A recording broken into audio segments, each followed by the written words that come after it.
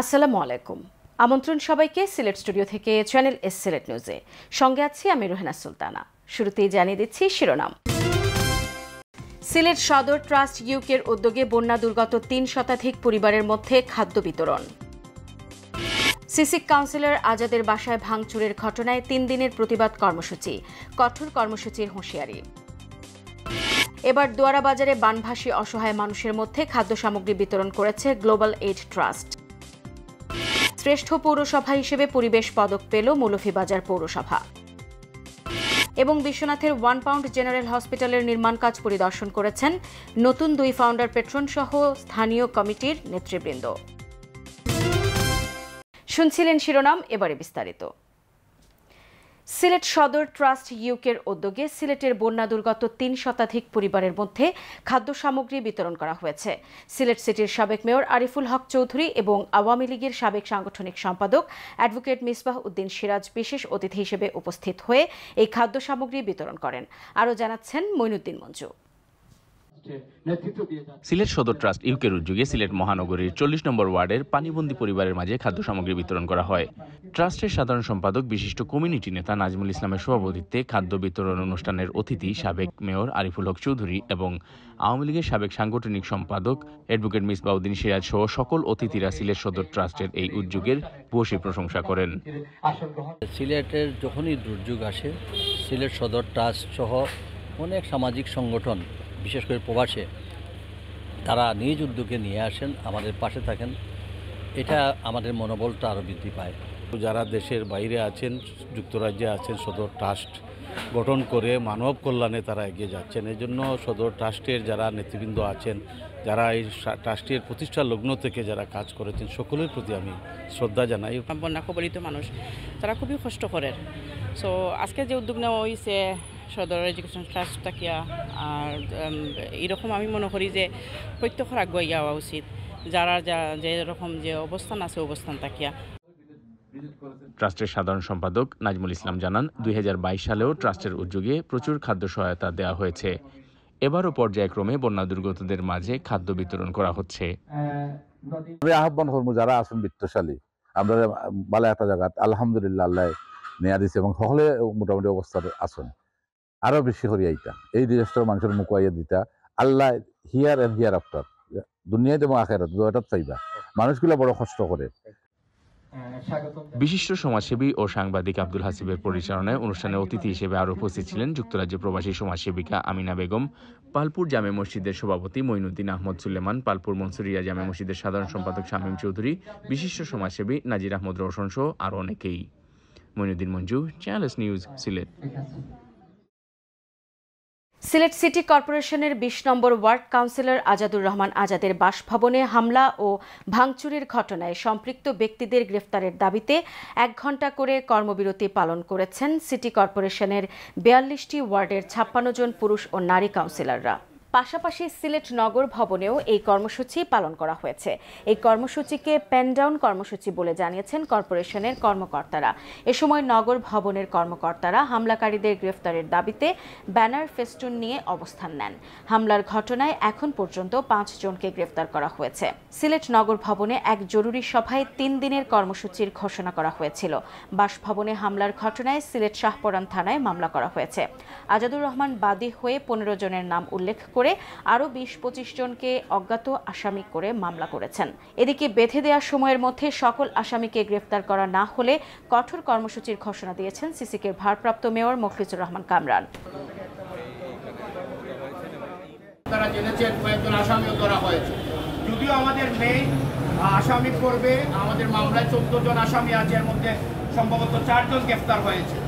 বাকি ১০ জনকে এই ৩ দিনের ভিতরে আমরা গ্রেফতার করার অনুরোধ জানাবো আমাদের স্থানীয় প্রশাসনকে, না হলে আমরা পরবর্তীতে আরো কঠোর অবস্থানে যেতে বাধ্য হব।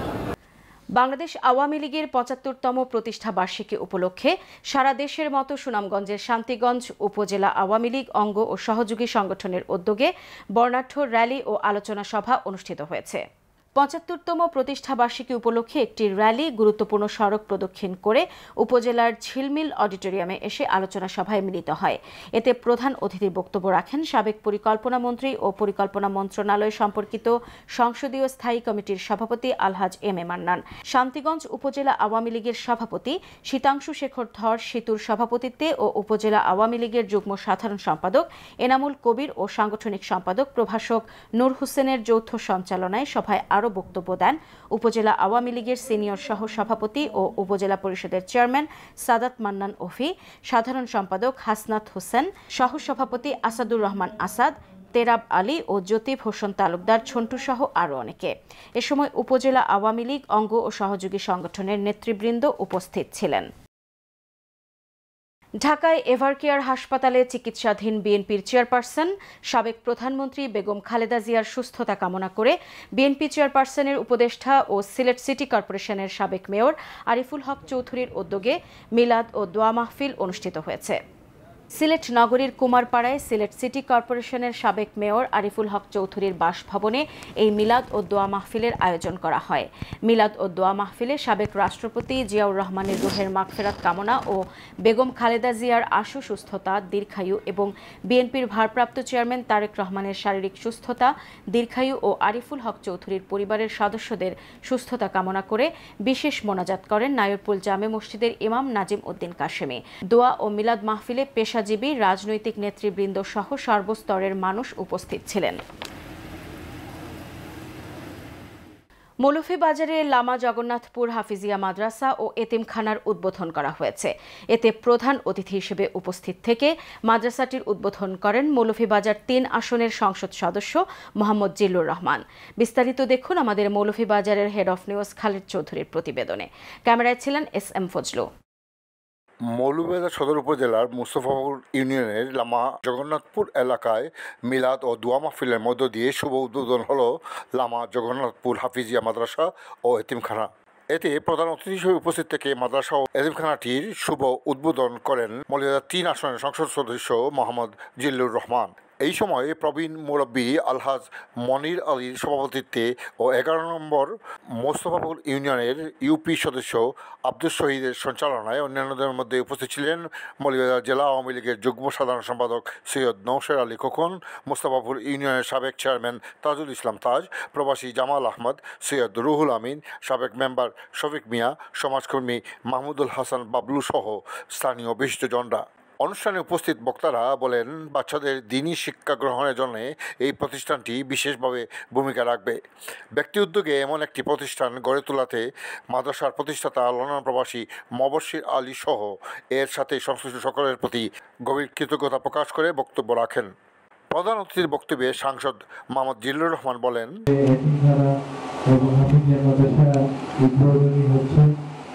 আমি আল্লাহ তাআলার কাছে প্রার্থনা করি এটা যে অসমাপ্ত যে কাজ আছে সেই কাজগুলো যেন আল্লাহ রহমতে আল্লাহ তাআলা নুরানি ক্ষমতার মাধ্যমে যেন সমস্ত কাজগুলো সমাপ্ত হয়। ইসলামী এই প্রতিষ্ঠানটি আগামীতে সরকারি কোনো সুযোগ সুবিধা পাবে কিনা চ্যানেলসের এমন এক প্রশ্নের জবাবে সংসদ সদস্য মোহাম্মদ জিল্লুর রহমান বলেন, যেহেতু এটা নতুন একটি মাদ্রাসা, এই মাদ্রাসা সরকার অনুমোদিত হওয়ার পর বা অনুমোদিত হওয়ার পর সরকার দেখুন যে ধরনের অনুদান বা করে দেওয়া এটা মাননীয় প্রধানমন্ত্রীর এটা আপনাকে আশ্বাস করে। এক পর্যায়ে মাদ্রাসাটির প্রতিষ্ঠাতা লন্ডন প্রবাসী মবশির আলী জানান, আমরা পারিবারিক থেকে আমি আমার আমরা একটা মাদ্রাসা মানে স্থাপিত করার লাগে একটা উদ্যোগ নিলাম। আলহামদুলিল্লাহ আমরা জায়গাটা কিনছি, এরপরে জায়গাটারে আমরা গত মঙ্গলবারে অফ করিয়া দিয়েছি এই মাদ্রাসার নামে। ইনশাল্লাহ আল্লাহর হুকুম আল্লাহ যদি সাহায্য করেন আমরা দান করি না আমরা এখানে আরো বড় করার খুব ইচ্ছা আছে। Khaled Chowdhury, Channel S News, Lama Jagannathpur, Moulvibazar. সিলেট নিউজে নিয়ে নিচ্ছি ছোট্ট একটা বিরতি। আমাদের সঙ্গেই থাকুন, ফিরে এসে অন্যান্য খবরের সাথে আরও যা থাকছে। এবার দোয়ারা বাজারে বানভাসী অসহায় মানুষের মধ্যে খাদ্য সামগ্রী বিতরণ করেছে গ্লোবাল এইড ট্রাস্ট। শ্রেষ্ঠ পৌরসভা হিসেবে পরিবেশ পদক পেল মৌলভীবাজার পৌরসভা। এবং বিশ্বনাথের 1 পাউন্ড জেনারেল হসপিটালের নির্মাণ কাজ পরিদর্শন করেছেন নতুন 2 ফাউন্ডার পেট্রন সহ স্থানীয় কমিটির নেতৃবৃন্দ।